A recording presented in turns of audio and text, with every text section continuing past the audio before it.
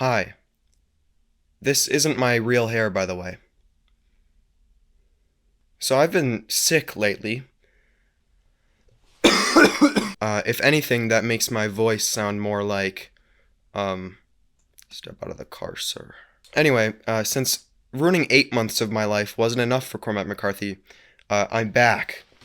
I read this book lately. The attraction of working with Cormac McCarthy's material was overwhelming. Since this YouTube channel has apparently become a film adaptation review, manufactory, I guess that's what I'm gonna do right now. I have decided to get all dolled up and talk about No Country for Old Men. So I saw the film first, a couple years ago, I think, and really good film. 10 out of 10, I'd say. Reading the book after seeing the movie is like reading the screenplay to a movie you really like. It's pretty much the exact same, with just some stuff missing from the movie. There's not a whole lot changed between. They're fundamentally the same story. And I would honestly say the movie is better than the book. Now, that's not to say the book is bad. It's a Cormac McCarthy book. But I think the film has the chance to make some critical developments that make the story just a little bit more interesting while keeping stuff the same. While not being a bad book by any means, it's definitely one of Cormac McCarthy's more simple works. It doesn't really do anything new, and it misses a lot of the sort of esoteric description that he has in a lot of other books. It's like a boiled down version of all of his previous theses in a very digestible and chill manner. So, henceforth, I will describe some differences I noted between the book and the movie, and why I think the movie is better. As far as the main three, Belle and Moss are pretty much the exact same characters. The only two major characters that are really changed in any meaningful way are Anton Chigurh and Carla Jean. Honestly, the whole cast does a fantastic job. As far as Llewellyn Moss goes, all of like the competency porn that's in the movie of just like him being really good at stuff is all directly in the book.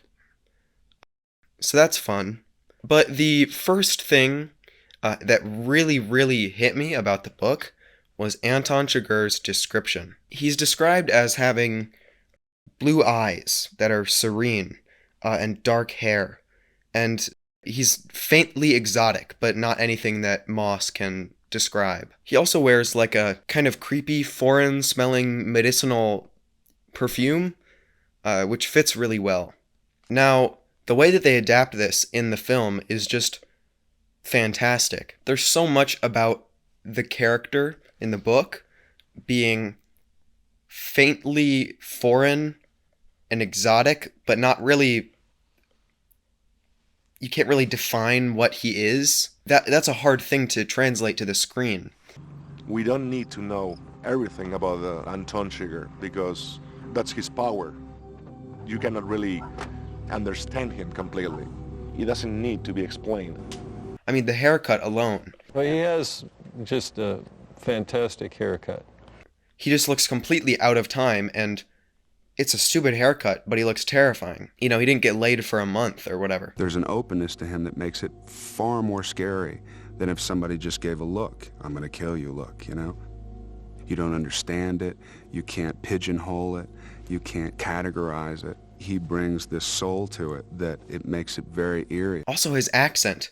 A man with a pretty strong Spanish accent trying really hard to speak English without an accent makes him just sound like a little off, and it's kind of frightening because you can't identify what it is. Now, in the movie, there are actually quite a few... Now, in the movie, Chigurh is he's a bit more cold.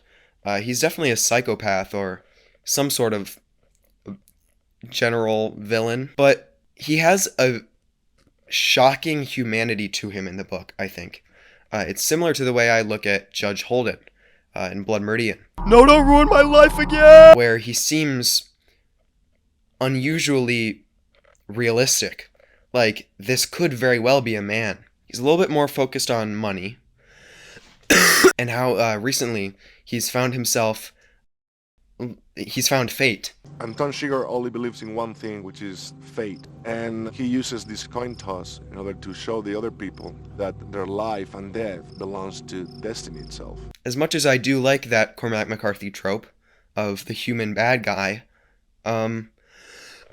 it does effectively do the same thing. And it does get across how terrifying he is better. Now, the only scene that I really found something that just, it did not match the book at all is the hotel scene. So in the hotel scene, Moss, just in the movie, he shoots the door while Anton's outside, and they have like an exchange, and then he runs away, and there's like a whole battle on the street and stuff. But in the book, Chigurh walks in the room, and Llewellyn's like, he points a gun at him, and he gets him to let him go. And then all of these, it's just like havoc on the street. There are all these other like Mexicans after Llewellyn for the money. And that quite well sets up his death later. That kind of comes out of nowhere in the movie, a little more than the book. In the scene where Carson dies, there's quite a bit more dialogue. They go back and forth for quite a while in the book. And in the movie, that's not quite the exact same. And in the movie, they actually do add some lines, or just adapt some lines, that are really amazing. I'll put a clip up right now. You go to hell. Mm-hmm. All right. Do you have any idea how crazy you are? You mean the nature of this conversation? I mean the nature of you. So Llewellyn dies off screen. The main character, we don't even see him die in both the book and the movie.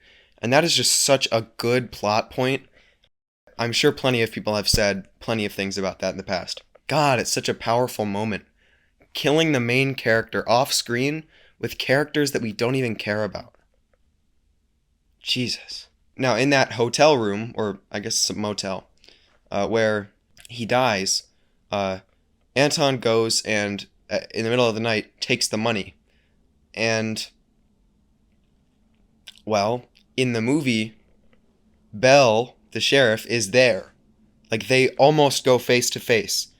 And this is a very interesting change, because he has the chance to kill Bell, and he chooses the money over it in the movie. And that's just such a fine piece of characterization that it's executed flawlessly. In the book, it's a little bit more like they're described at once, both being in the room, like what they're doing in the room, but it's very clear that they're in different places in time. There's definitely an obvious parallel with Bell being the past and Chigurh being the future. Although in this case, it's reversed. They don't ever really come face to face. That's not the point. Not killing Bell, it's a lot like the gas station clerk, where in the book, that's really the only example of Anton coming across somebody and not killing them. They add the one with Bell, and they also add another one with some random white-collar guy when he kills the businessman. And that is really an interesting change. I mean, what does that say about him? That he does kill people who have essentially not wronged him at all, but he doesn't kill potential witnesses. Because he doesn't think that it's part of his fate. He doesn't think that everything is led up to that happening. He also might keep the money in the movie. Now, it's not entirely clear. He very well might hand it back off screen. He very well might just keep the money. That says a lot about what his motivations are. Not only fate motivates him in the film, but also a very real amount of greed. Now, here's my favorite change. I'm going to talk about it for a little while. The scene where Anton Chigurh kills Carla Jean. So, in the book and the film, the dialogue is pretty much the same, except for one key difference, and it's the best change in the entire film. In the book, she calls the coin and is wrong, and he kills her. But in the film, she refuses to call it. She doesn't let it be part of his fatalistic sort of habit. And instead just faces him and says, "You're killing me. The coin isn't killing me. The world hasn't led up to me dying. You're doing it." And that's a really powerful, inquisitive moment in that it asks questions. This is the best I can do. Call it. Call it. No. I ain't gonna call it. Call it. The coin don't have no say. It's just you. And then after, the film also doesn't show her being killed. It doesn't, I mean, he does kill her, but we don't see it. And what does that mean for us watching it? And right after that, he gets into a car crash that isn't even his fault and gets pretty badly wounded. He has that exchange with the kids and then walks off limping. I mean, he definitely survives.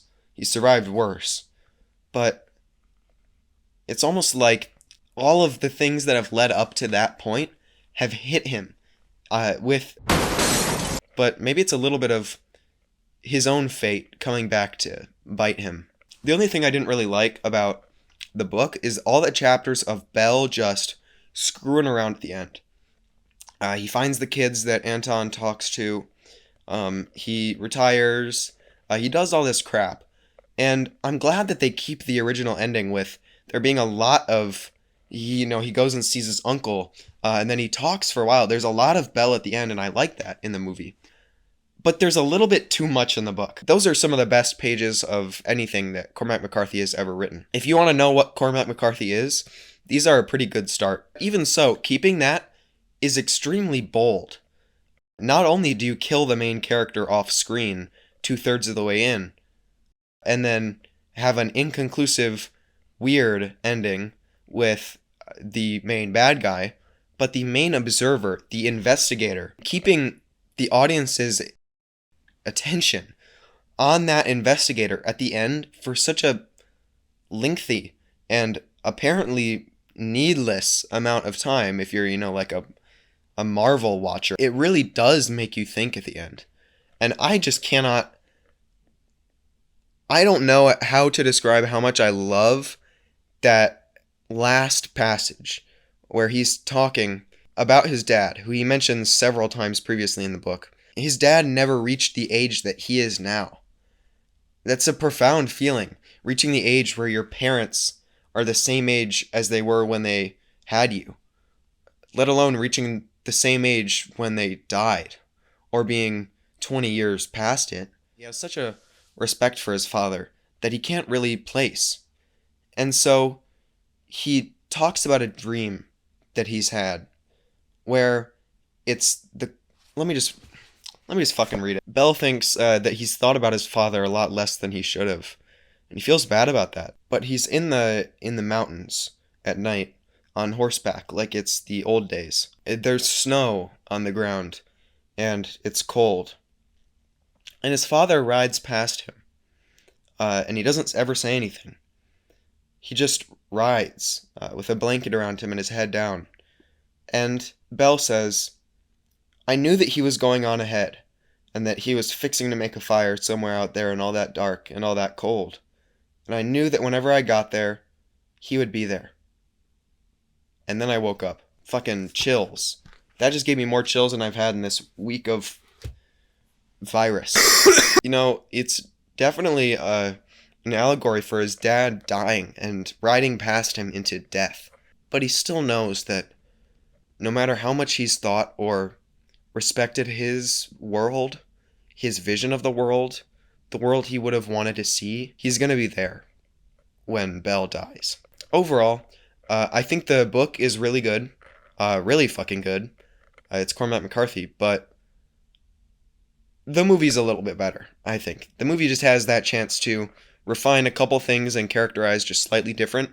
I think No Country for Old Men is a very simple story, but in the coin's hands, it's very complex in the way they shot it.